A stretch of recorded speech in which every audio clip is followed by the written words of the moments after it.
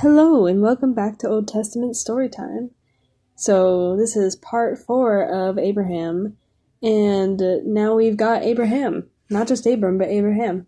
So, sometime not too long after his big vision slash covenant slash name change, Abraham is visited by 3 holy men, messengers or angels.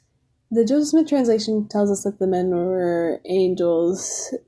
I don't know. Sometimes it's kind of unclear exactly who they were. But anyway, Abraham somehow recognizes who they are, and he runs and bows down to them. They were like super important holy men.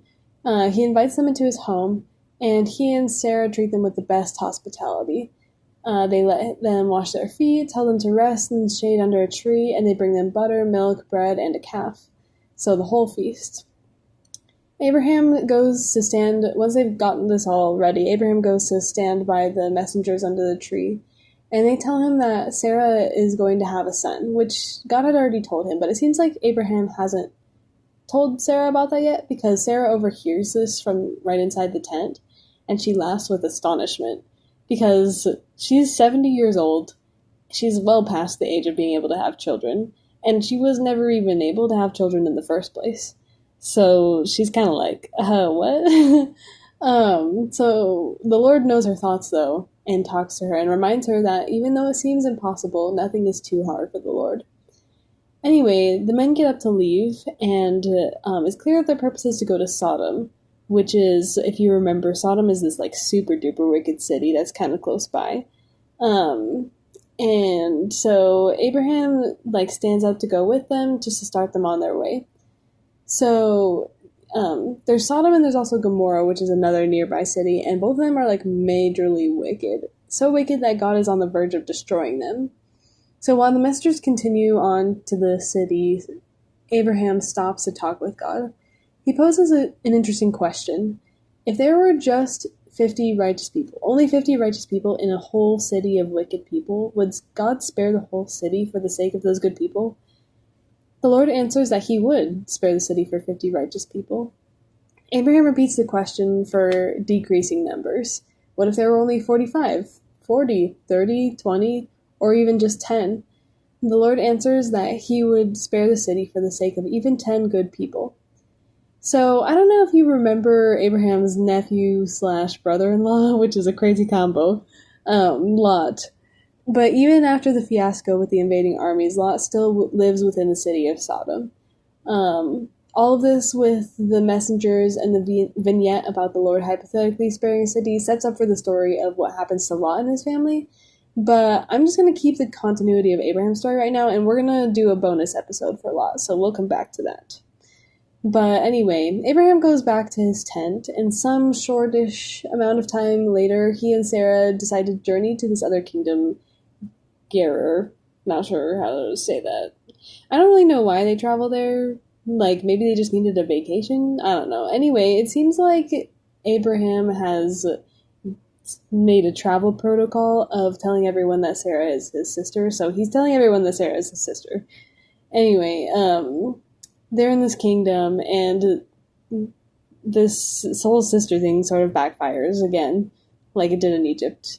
Because the king of Gerar, whose name is Abimelech, desires Sarah as a wife.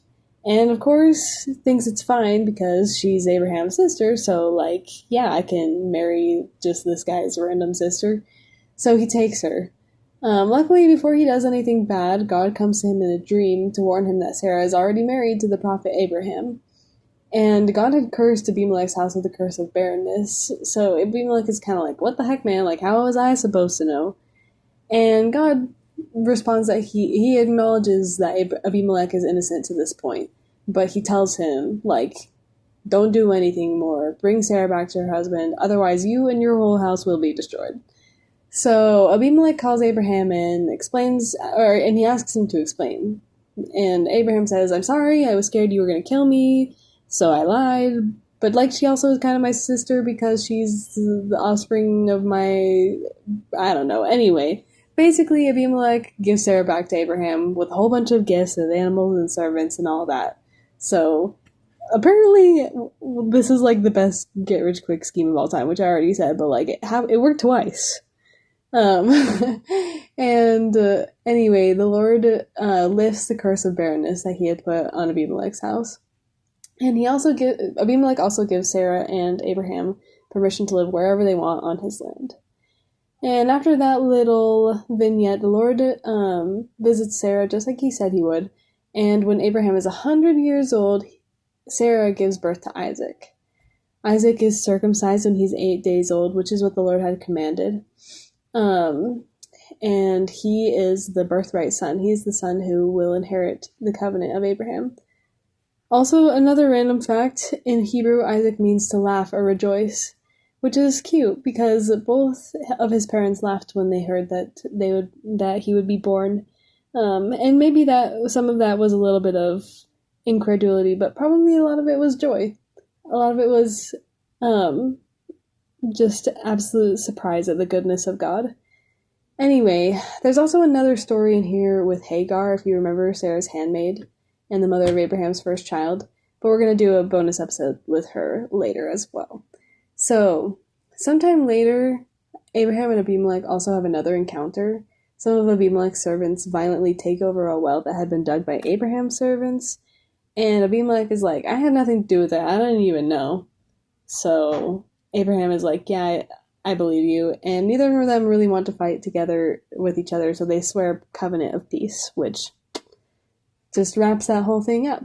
So that's where we're going to stop here with the story of Abraham.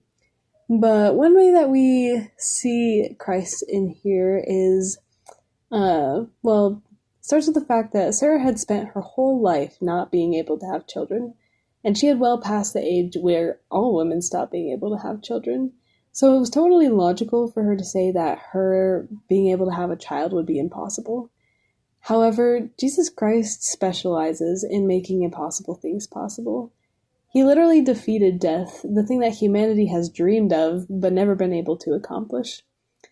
Jesus Christ knew both Sarah and Abraham intimately, and knew how deeply they wanted a child. Though they had to wait many years and endure the belief that it would be impossible, they were eventually blessed with that joy. And I just want to say, if it seems impossible for you to find joy right now, please don't give up. I know that He will make it possible for you, even if it takes longer than you'd hope. It will be possible through Him. So yeah, that's it for today. Thank you so much for listening, and I'll see you next time.